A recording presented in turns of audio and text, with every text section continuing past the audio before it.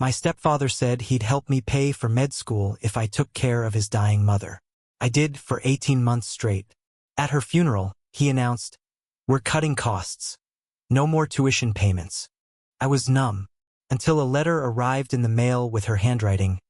I knew he'd do this. Read what's inside carefully. It's all yours now. This happened over the past 2 years. I'm 26 now, and I still don't fully believe how it all went down. When I was 24, my mom married a guy named Doug. She met him at some charity dinner thing. He was 51, divorced, loud, and always had to be the smartest guy in the room. Doug ran a contracting business in Tennessee. Made decent money, at least on paper. Always talking about his assets and network. I never liked the guy. But my mom had been alone for a while after my dad passed. I tried to stay out of the way. I was finishing my undergrad at the University of Memphis, majoring in biology, planning to go to med school. I'd already started looking at programs. I had the grades, the drive. What I didn't have was the money. Then Doug called me over one afternoon and sat me down like he was a CEO offering a job. He said his mother, Eileen, was sick. Real sick. Kidney failure, heart issues, mobility problems. She couldn't live on her own anymore. He didn't want to put her in a nursing home, he said, because those places are depressing and expensive. He looked me in the eye and said, "If you move in with her and take care of her full time, I'll pay for med school. Full ride. Every cent. It's a win-win. She gets company. You get your future." I remember being stunned. I asked him to put it in writing. He laughed. "You think I'm gonna screw over family?" I should have known then. But I was broke. I believed him. And honestly, I didn't feel like I had a choice. So I paused school. Moved out of my apartment. Moved in with Eileen at her old farmhouse near Lebanon, Tennessee. August 2022. That house was falling apart. Paint peeling. Plumbing shot. A single old woman trying to keep it all together with a failing body. Doug gave me a grocery stipend and paid the electric bill. That was it. The first few weeks were rough. Eileen had trouble walking. I had to help her shower, cook, clean, drive her to dialysis twice a week. At night, she cried from the pain. I had to help change her sheets more times than I can count. There were moments I thought I couldn't do it. But then something changed. Eileen wasn't just a burden. She was sharp, funny, kind. She hated Doug, which helped. Said he was a cold boy from the start. She told me stories about growing up, about how she raised him alone after his dad left. She said Doug never had patience for weak people even as a kid. Never called her unless he needed something. I asked her once why she didn't just hire a nurse. She said, "I didn't want a stranger. And I wanted someone I could actually help." She told me she had savings. But Doug had power of attorney and he'd already moved most of it around. I didn't press. Months passed. We got into a rhythm. She came to trust me. I'd read to her at night. She made me promise again and again that I'd go to med school. "Don't waste your life waiting for people to keep promises," she said once.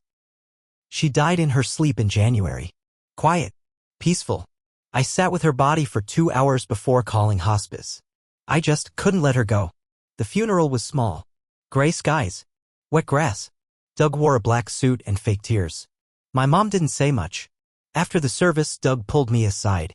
And in front of my mother and 2 of his work friends, he said this: "We're gonna have to cut back financially now that mom's gone. No more med school payments. Sorry. Life changes." He didn't even look ashamed. I didn't cry. I didn't scream. I just nodded. Like my whole body shut down. I went back to Memphis. Stayed with a friend. Tried to figure out what the hell to do next. Then, 2 weeks later, a letter showed up. Handwritten envelope. My name. No return address. Inside was a short letter and a small metal key. The handwriting was shaky but familiar. It was from Eileen. "If you're reading this, I'm gone. And Doug is being Doug. I saw it coming. That man only ever looks out for himself. But I never forgot your kindness. I had one last thing to give you. Go to the storage unit. Unit 147 at Riverbend Storage. Key enclosed.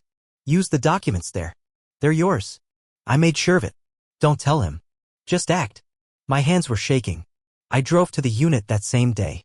Inside were boxes. Neatly labeled. Bank records. Deeds. A flash drive. A handwritten will. and a notarized statement revoking Doug's power of attorney dated 6 months before she died.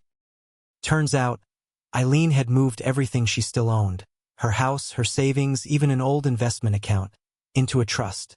For me, she'd spoken to a lawyer, one of her church friends, who helped her do it quietly. Doug had no clue, but he was about to. I sat in the parking lot of that storage unit for over an hour, flipping through papers, trying to make sense of what I had. It was all real. Her signature, her handwriting, notarized forms with dates. The flash drive had a video of Eileen sitting in her recliner, oxygen tubes in her nose, speaking directly to the camera. Doug will be angry when he finds out. Let him be. I gave him every chance to treat me with respect. He never did. But you stayed. You helped me with no guarantee. That tells me who you are. This is for you, not him. She looked right into the lens. Her eyes watery but still full of that steel I'd come to know. Don't feel bad. He made his choices. I drove straight to the lawyer listed on the forms. Her name was Carla Hess. She was already expecting me. Eileen was very clear about what she wanted, Carla said. Everything is yours. The property, the accounts, everything that wasn't already under his control, she moved into your name. Quietly, legally, and without him noticing. She smiled. She planned this for over a year. I left that office with a folder full of legal documents and a pit in my stomach. I didn't want to gloat. But I did want justice. Doug thought he screwed me over. He had no idea. So I made a plan. I didn't tell anyone. Not my mom. Not my friends. I enrolled back at the university using Eileen's money just enough to restart. Med school would come next. The rest I left untouched. Then, 1 month later, I showed up at the farmhouse. Doug was there.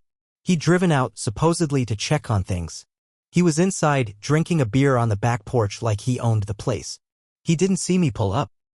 I walked into the yard, folder in hand. He saw me and frowned. What are you doing here? I held out the papers. You don't own this house anymore. He looked down, confused, then laughed. What the hell are you talking about? I'm the legal owner now. Eileen gave it to me. The accounts too. You might want to call your lawyer. He looked at the documents, and I watched the blood drain from his face. No, this is forged. This can't be right. It is. He started shouting, pacing, ranting about family and loyalty and how I was scamming him. I just stood there and let him spin. Then I said the words I'd waited months to say. She knew what kind of man you are. That's why she left it to someone else. He lunged at me, full-on charged. But I stepped back, phone in hand. I've been recording everything. I think this might interest the police. Or your clients. You know, the ones who hire you for home builds. He froze. He didn't say another word. I walked past him. Up the steps. And for the first time unlocked the door to my house. My house. But that was just the start. Doug wasn't the kind of man to walk away quietly. I knew that. And sure enough, within a week, things started to get ugly. A week after I confronted Doug, I got a letter in the mail. No return address. Inside was a single page, typed, "Enjoy the farmhouse while it lasts. You might want to check the foundation." At first, I thought it was a joke. Then I remembered Doug was a contractor. I drove out that same day with a flashlight and crawled under the house. The smell hit me first, mold, rot. Then I saw it. One of the main support beams under the house had been cut. Not broken. Not worn down. Cut. Clean through, like someone had taken a saw to it and patched it just enough to hold. I got out fast and called a structural engineer. He confirmed what I suspected. The beam was sabotaged. The house was unstable. It could have collapsed with enough pressure or time. And the way it was done, it had to be someone who knew construction. I filed a police report, gave them the letter, the photos, everything.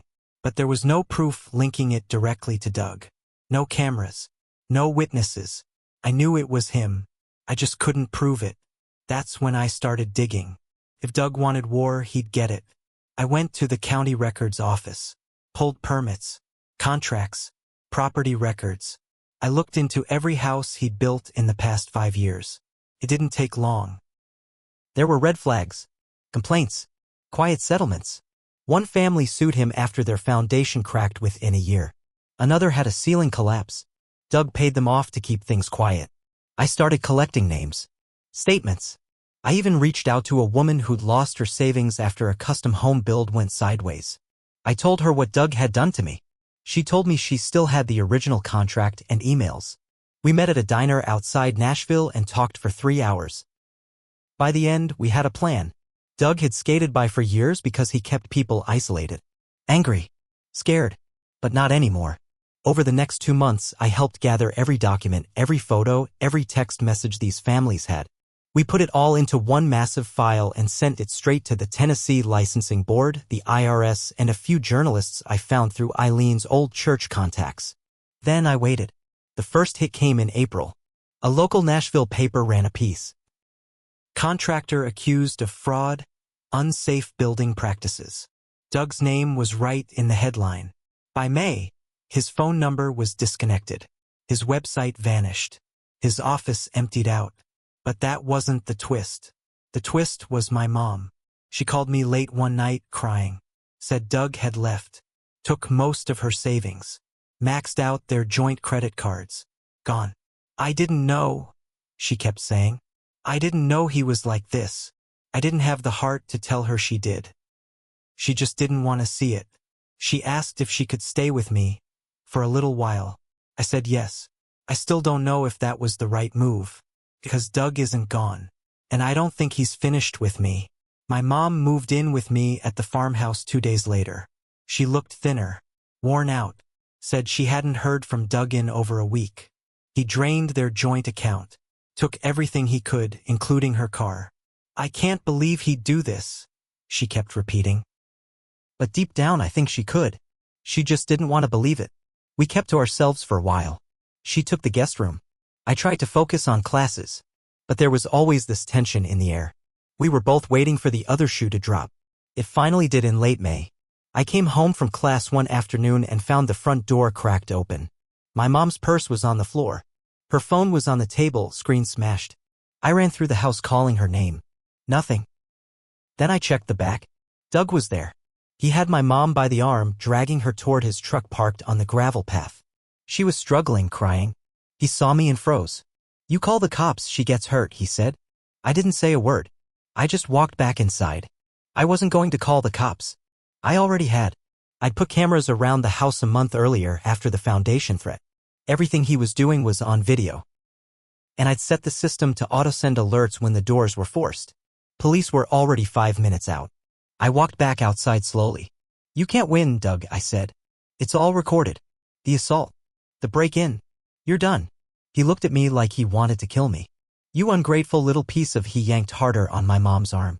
Then the sirens hit. Blue lights lit up the trees around us. Doug froze again. He dropped my mom's arm and stepped back. Like he still thought he could explain it away. He couldn't. He was arrested on the spot for assault, breaking and entering, and a laundry list of business fraud charges that had finally caught up to him. The moment they cuffed him, I felt everything drain out of me. All the fear, the stress, the months of silence. But that wasn't the real ending. That came a month later when I got the letter from Doug, mailed from jail. It was bitter, rambling. He said I betrayed family, that Eileen was just a bitter old woman who turned me against him, that I stole what was his. I sat on the porch reading it over and over, and for a second, just one, I felt a flicker of guilt.